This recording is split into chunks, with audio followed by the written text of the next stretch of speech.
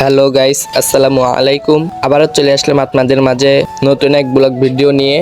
ঢাকা থেকে বাড়িতে আসার সময় আমাদের যা যা সমস্যায় পড়তে হয়, আশা করি ফুল ভিডিওটা দেখলে আপনারা সবাই মজা পাবেন। বেশি কথা না বলে ভিডিওর মূল টপিকগুলো বলতে শুরু করি। ভিডিওটা না টেনে ফুল ভিডিও দেখবেন।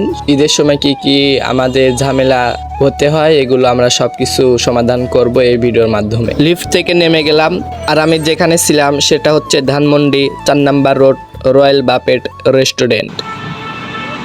আমার একটা যানবাহন গাড়ি চলে এসেছে, আমি এই গাড়িতে উঠে বসলাম। আর আমি কিন্তু বিমানবন্দর রেল স্টেশনে বসে আছি। প্রায় 5-6 মাস পরে বাড়িতে যাব, অনেক মজা লাগছে। আর বাড়িতে গিয়ে ঈদ করব, তাও অনেক মজা। ইতিমধ্যে কিন্তু আমাদের ট্রেনটা চলে আসছে, আমরা কিন্তু ট্রেনে উঠে পড়ব। ভাই আমার ভুল হয়েছে ভাই, আমার এই ঈদের ভিতরে আমার ট্রেনের ভিতরে আসা আসলেই আমার ভুল হয়েছে ভাই। এত পরিমাণ ভিড়, আগে যদি জানতাম তাহলে জীবনে আসতাম না। তো আর কি করার, আমি তো ভাই যুবক মানুষ, একটা ছেলে মানুষ, তার জন্য ভিতরে ঠেলাঠেলি না খেয়ে আমি উঠে পড়লাম ট্রেনের ছাদে। আর আমরা কিন্তু উত্তরবঙ্গের মানুষ, আমাদের কিন্তু যমুনা সেতু পার করতে হয়। ইতিমধ্যে আমরা কিন্তু চাটমোহর রেলওয়ে স্টেশনে পৌঁছে গেছি, পাবনা জেলা। 5 ঘন্টার মতো আমরা জার্নি করার পরে আমরা কিন্তু চাটমোহর স্টেশনে পৌঁছে গেছি।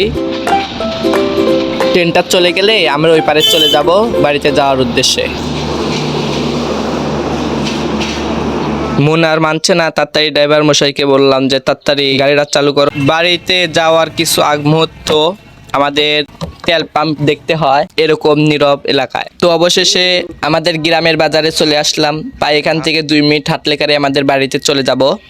আর যাওয়ার সময় দেখলাম রাস্তায় টিপটপ জ্বলছে, মনে হয় এইদিকে কারোর বিয়ে হবে। যাক, ভালোই হলো। আর আমি কিন্তু বাড়িতে এসে অনেক অনেক খুশি যে এবার ঈদে বাড়িতে ঈদ করব। বাড়িতে সঠিকভাবে এসেছি প্রায় 2টা থেকে 2:30 বাজে। তো এখানে চাচ্ছি ব্লগটা শেষ করে দেই। তো ভিডিওতে নতুন হয়ে থাকলে সাবস্ক্রাইব করে পাশেই থাকবেন, আর লাইকটা দিয়ে যাবেন, আর কমেন্টে বলবেন যে ভিডিওটা কেমন হলো। তো tata, good bye, see you, love you all.